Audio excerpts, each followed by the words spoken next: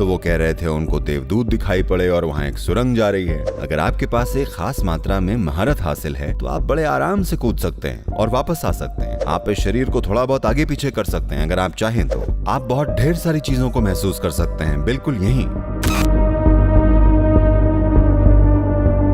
जब हम कहते हैं मृत्यु, तो एक लेवल पर मृत्यु की परिभाषा यह है कि आपने शरीर खो दिया है।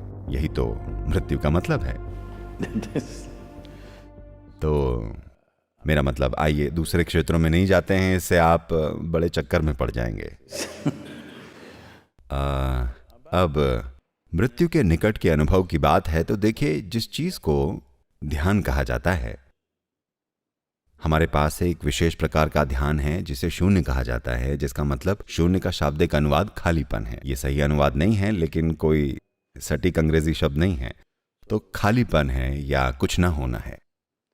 So if you settle down into shunya meditation, it's not near death, it's actually death. तो अगर आप शून्य ध्यान में बैठकर जम जाएं, तो ये मृत्यु के निकट नहीं है, असल में मृत्यु ही है, लेकिन सचेतन मृत्यु है। आप देखिए, अगर आपके पास, मान लीजिए कि आप साइकिल चला रहे हैं, आप एक नए साइकिल सवार हैं जिसके पास थोड़ा ही संतुलन है, तो आप इस तरह से जाएंगे। कोई दूसरा बच्चा है जो सवारी कर रहा है, वो अपने हाथों को खाली छोड़कर सीटी बजाएगा और यहाँ देखेगा वहाँ देखेगा, सवारी करेगा, हर तरह की चीजें करेगा, हैंडल पर खड़ा होगा और घूमेगा, कूदेगा, सब करेगा।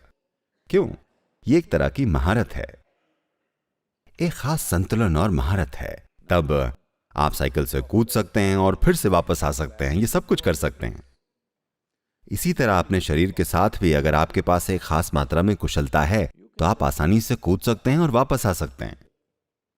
अब ये गलती किसी दवा की वजह से हो रही है, या कई लोगों के साथ 60-70 के दशक के दौरान जब LSD का समय था, बहुत सारे लोग थे जो इसके बारे में बात कर रहे थे। सर, आपकी बारी है, वो आपका समय था। कह तो सकते हैं। तो बहुत सारे लोग थे जो इस बारे में बात कर रहे थे और ये वाकई में उनके साथ हुआ था। ऐसा नहीं कि वो चीजों की कल्पना कर रहे थे, ये वास्तव में उनमें से कई के साथ हुआ था। But it was also because it was hallucinatory. लेकिन ये इसलिए भी था क्योंकि ये दिमाग का भ्रम था। कोई नहीं जानता था कि वो ये था या वो था। ये पक्का करने का कोई तरीका नहीं था कि ये वास्तव में उनके साथ हुआ था या नहीं। लेकिन मैं उस समय के कई लोगों से मिल चुका हूँ जिन्होंने वास्तव में उन चीजों का अनुभव किया था, जिससे उनका जीवन कई महीनों में बदल गया था, एक अजीब तरीके से। लेकिन अचानक उनके बारे में सब कुछ बदल गया, सिर्फ इसलिए कि कहीं ना कहीं उन्हें आभास हो गया था कि शरीर को थोड़ा आगे पीछे किया जा सकता है अगर आप चाहें तो। ये स्थायी चीज नहीं होती, बस उस थोड़ी सी जागरूकता ने उनके जीवन को देखने के तरीके, उनके व्यवहार और जीवन में करने की चीजों को बदल दिया। तो ये मृत्यु के निकट की बात है, तो मैंने वास्तव में ऐसा कुछ पढ़ा नहीं है, लेकिन कुछ लोगों ने मुझे बताया है। कुछ लोकप्रिय किताबें हैं जिनमें उनका कहना है उनको देवदूत दिखे हैं और वहां एक सुरंग जा रही है। देखिए, एक बात है जो आपको समझनी चाहिए, जब कोई सर्जरी करवाने जा रहा होता है तो डॉक्टर्स आश्वस्त हो सकते हैं, मरीज को हमेशा डर लगता है कहीं वो मर ना जाए। हेलो, डॉक्टर आश्वस्त हो सकते हैं, उनको केस पता है, उन्हें पता है वो क्या कर रहे हैं। 99% वो आश्वस्त होते हैं कि वो क्या कर रहे हैं। लेकिन मरीज एक बार जब वो अपनी आंखें बंद कर लेता है और अपना जीवन किसी को सौंप देता है, उसको हमेशा डर लगता है कि क्या होगा। तो हर छोटी चीज को वो मृत्यु समझता है। ऐसा लोगों के साथ होता है। अगर आप किसी के सिर पर बंदूक रख दें और बस चला दें और निशाना चूक जाएं, या बंदूक खाली हो, तो वो लगभग मर जाते हैं। मृत्यु के करीब का अनुभव होता है। वो कुछ समय के लिए गुम हो जाते हैं और फिर वो वापस आ जाते हैं। असल में वो सोचते हैं कि वो चले गए थे और वापस आ गए, और उन्होंने सीन को ऊपर से भी देख लिया था, क्योंकि ऐसा हॉलीवुड की वजह से होता है। So human mind is capable of creating. तो मानव मन अनुभवों के अनेक आयामों को बनाने में सक्षम है। इसको मृत्यु के रूप में नहीं समझ लिया जाना चाहिए, ये जीवन है। सबसे पहली बात, खैर, मैं मृत्यु पर एक किताब लेकर आ रहा हूं, अंदर की बात। मैं इसको 6.5 साल से लिख रहा हूं, ये अभी तक पूरा नहीं हुआ है। उम्मीद है अगले साल या उसके बाद मैं इसे लेकर आऊंगा। मैं ऐसा इसलिए कह रहा हूं क्योंकि वास्तव में मृत्यु जैसी कोई चीज नहीं है।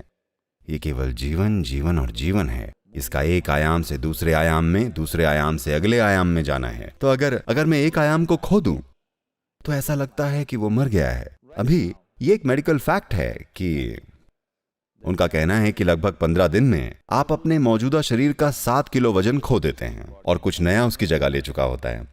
हर 15 दिन में आपका वजन चाहे जो भी हो, आपको बस ये हिसाब लगाना है कि आप कितने पखवाड़े में पूरी तरह से जा चुके हैं। आपके शरीर में जो कुछ भी है वो लगातार खो रहा है और कुछ नया आ रहा है, लेकिन आप उसे मृत्यु के रूप में अनुभव नहीं करते। हर भोजन में, हर रोज आप जो अपना पेट खाली करते हैं, आपके लिए ये मृत्यु के करीब का अनुभव होना चाहिए, लेकिन ऐसा नहीं होता। But this happens to you because there is some disengagement in your experience. लेकिन ये आपके साथ होता है क्योंकि आपके अनुभव में कुछ अलगाव हो रहा है, विशेष करके एनेस्थेटिक प्रभाव के कारण। ऐसे अपनी विभिन्न क्षमताओं से अलग होना जिनके आप आमतौर पर आदी होते हैं, अचानक आपको ऐसा लगता है कि आप मर चुके हैं। कोई नहीं मरा है, ये पूरी तरह से ये गलत समझ है। हाँ, आपके जीवन का हर पल, अगर आप इच्छुक हैं, यदि आप स्थितियों और अपने जीवन के विचारों और भावनाओं में नहीं उलझे हैं, तो बहुत सी चीजें हैं जो आप यहीं अनुभव कर सकते हैं। आप यहां बैठे बैठे अपने जीवन को वहां से देख सकते हैं, ठीक है? ये मृत्यु के निकट का अनुभव नहीं है, ये जीवन है। लेकिन क्योंकि जैसा कि मैंने कहा, दुर्भाग्य से बहुत सारे लोगों के लिए क्षमताओं की कमी होना अच्छी तरह से काम करता है। ये अच्छी बात नहीं है। ऐसा हुआ, एक आदमी अपने एक घनिष्ठ मित्र से 25 साल के अंतराल के बाद मिला, जिसे वो अच्छे तरीके से जानता था जब वो यूनिवर्सिटी में साथ में थे। तो उसने उसे रात के खाने के लिए घर पर आमंत्रित किया और एक भारतीय परिवार होने के नाते पत्नी सेवा कर रही थी और ये दो आदमी खाना खा रहे थे। और हर बार जब उसे अपनी पत्नी से कुछ चाहिए होता था, कुछ मांगना होता था, तो वो कहता, मेरी हनी, मेरी स्वीटी पाए, मेरी बू बू बू, मेरी कुकू, मेरी बुलबुल, और जो भी होता है। आप तमिल हैं इसलिए मेरी थंगम, मेरी चुच्चू और वो सारी चीजें। तो खाना होने के बाद दोस्त निकलने को था और वो बोला, तुम कमाल की जिंदगी जी रहे हो, है ना? मेरी पत्नी के साथ मेरी शादी को 15 साल हो गए हैं, हम एक दूसरे की शक्ल भी नहीं देख सकते। जिस तरह से तुम अपनी पत्नी पर जैसे प्यार बरसा रहे हो, वो वाकई शानदार है। वो बोला, तुम क्या बात कर रहे हो? उसने कहा, तुमने उसे बुलबुल कहा, तुमने थंगम बुलाया, तुमने उसे वो कहा। उसने कहा, अरे यार, मैं उसका नाम 7 साल पहले ही भूल चुका हूं।